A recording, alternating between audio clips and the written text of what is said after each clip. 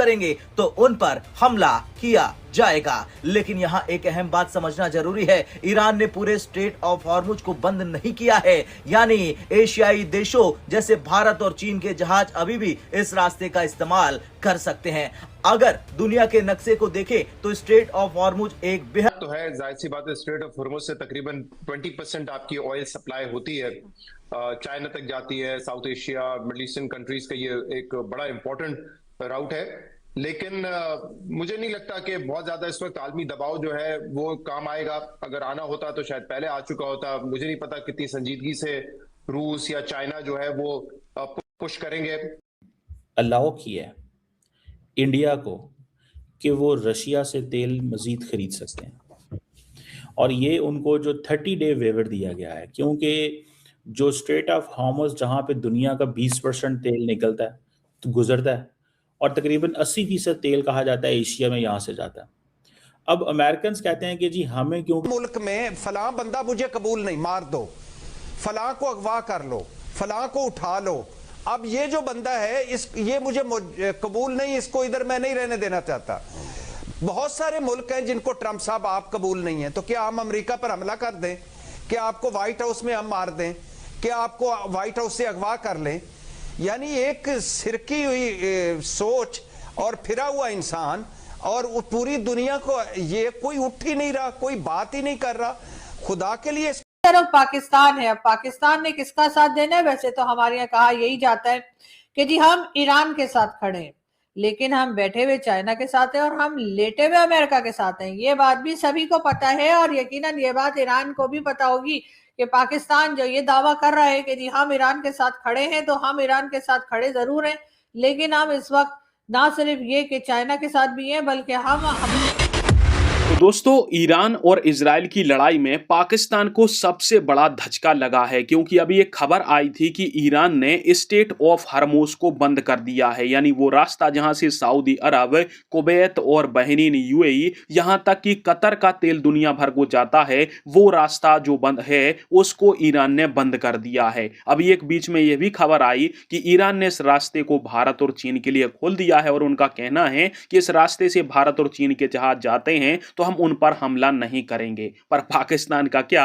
पाकिस्तान तो इसके बीच में घंटे की तरह लटका रह गया है, और पाकिस्तान के जहाजों पर ईरान जब चाहे मिसाइल हमला कर सकता है। इनकी डिप्लोमेसी कहां पर निकल के चली गई जब ईरान तुम्हारे जहाजों को बख्श नहीं रहा है। भारतीय मीडिया और ईरान की IRGC ने रिपोर्ट किया है कि भारत और चाइना के जहाजों को वो टारगेट नहीं करेंगे। भारत स्ट्रेट ऑफ हॉर्मुज का इस्तेमाल कर सकता है, पर पाकिस्तान को ऐसी अनुमति नहीं मिली।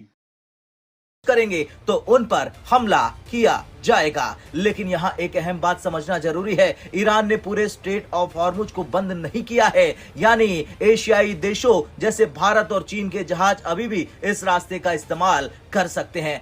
अगर दुनिया के नक्शे को देखें तो स्ट्रेट ऑफ हॉर्मुज एक बेहद संकरा रास्ता है। ये एक तरफ ईरान और दूसरी तरफ ओमान के बीच स्थित है। यही रास्ता पर्शियन गल्फ को गल्फ ऑफ ओमान से जोड़ता है। कि ये सब जो चीजें मैंने गिनवाई हैं, इनका ट्रंप साहब से तल्लक क्या है? मेरे ट्रंप साहब दिमाग की दही बनाने वाले ट्रंप साहब का इससे तल्लक क्या है?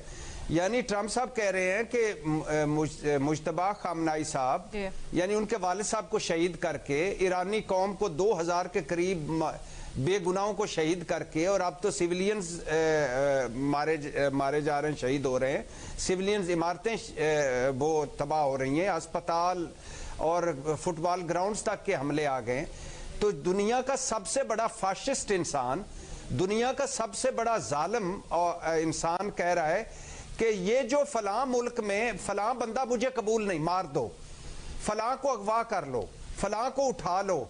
अब ये जो बंदा है ये मुझे कबूल नहीं, इसको इधर मैं नहीं रहने देना चाहता। बहुत सारे मुल्क हैं जिनको ट्रंप साहब आप कबूल नहीं है, तो क्या हम अमेरिका पर हमला कर दें? क्या आपको व्हाइट हाउस में हम मार दें? क्या आपको व्हाइट हाउस से अगवा कर लें? यानी एक सिरकी हुई सोच और फिरा हुआ इंसान, और पूरी दुनिया को ये कोई उठ ही नहीं रहा, कोई बात ही नहीं कर रहा। खुदा के लिए इसको मिलकर रोको या मिलकर इससे लड़ो, Absolutely. वरना ये दुनिया तबाह बर्बाद कर देगा। भट्टी साहब, मेरा ख्याल है ज्यादा इंपॉर्टेंट सवाल ये है कि क्या अमेरिका का इंस्टॉल्ड करदा कोई बंदा या अमेरिका का मुंतखब करदा एक सरबरा ईरानियों के काबिल कबूल भी होगा? नहीं होगा मैडम शेख। क्योंकि अलाउ किया है इंडिया को कि वो रशिया से तेल मजीद खरीद सकते हैं, और ये उनको जो 30 डे वेवर दिया गया है, क्योंकि जो स्ट्रेट ऑफ हॉर्मुज़ जहाँ पे दुनिया का 20% तेल निकलता है तो गुजरता है, और तकरीबन 80% तेल कहा जाता है एशिया में यहाँ से जाता है। अब अमेरिकन्स कहते हैं कि जी हमें, क्योंकि ग्लोबल ऑयल सप्लाई चेन के अंदर ईरानियंस इस सप्लाई चेन को रोकना चाहते थे। इन्होंने क्या किया, इन्होंने सब उसको कहा कि जी आपको फ्रीडम हम देते हैं, और फ्रीडम क्या है कि आप तेल मंगवा सकते हैं। इट मींस कि इंडिया को मना किया गया था पहले। बेसिकली मेरी असेसमेंट ये है इंटरनेशनल पॉलिटिक्स में कि इंडिया और अमेरिका के जो ताल्लुकात हैं वो बहुत निचली सतह पे आ गए। अब एक तरफ मैंने तो ये पहले भी कहा था कि जब नरेंद्र मोदी साहब का जो दौरा था उसका तल अवीव जब पहुंचे वो इजराइल, तो that was not for giving legitimacy to just Netanyahu, that was to access कि इजरायली लॉबी अमेरिका के अंदर है उन तक पहुंचना था, क्योंकि इंडियंस ये समझते हैं कि हमारे अमेरिका में जो हमारी स्पेस थी वो कम हो गई है। तो ये जो तेल का मसला बना हुआ है, ये इंडिया सिर्फ इजरायली लॉबी की से भी चीजें अमेरिका में नहीं पुश करा सकता, क्योंकि अमेरिकन जनरली नाराज हैं इंडिया से। वो समझते हैं कि ये हमारा वो एलाय नहीं है जो एलाय हमारा वेस्ट है, या जिसना हमारे साथ लड़ते हैं, हमारे साथ आते हैं जाते हैं।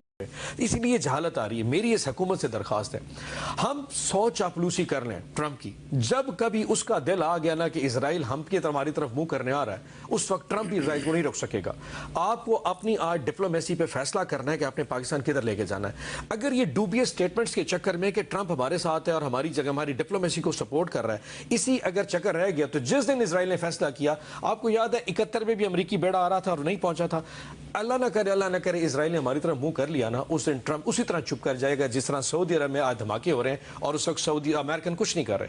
आपने MBS की स्टेटमेंट चेक की है, उसने कहा जब इजराइल में एक बम गिर रहा है तो फौरन अमेरिका बचाने के लिए आ जाता है। यहां पे धड़ाधड़ मेरी रिफाइनरी तबाह हो रही है और अमेरिका मुझे बचाने नहीं आ रहा, बिकॉज उसका इंटरेस्ट सिर्फ और सिर्फ इजराइल है। बाकी जितना पैसा सऊदीज और अरब्स के पास है, अगर वो इसलिए अमेरिका के लिए मैटर नहीं करते, यकीन करें पाकिस्तान के लिए भी मैटर नहीं करता। ये इस वक्त गवर्नमेंट को सोचना पड़ेगा, आपने कौन से ब्लॉक में जाना, आपने रशिया के साथ क्या बात करनी है, आपने चाइना के साथ क्या बात करनी है। जिस दिन अल्लाह न करे ईरान डिबेकल कर गया, ईरान बच कर गया, वो बॉर्डर खत्म हो गया, अगली बारी अल्टीमेटली हमारी तरफ। अच्छा, आपको मैं एक क्लिप सुनवाता हूं जो ट्रंप का पहला दौरे हुकूमत था, उसमें जो उनकी वजारत दफा के एक एडवाइजर थे, एक साबका अमरीकी फौजी अफसर है, उनका नाम है डगलस मैकग्रेगर। वो क्या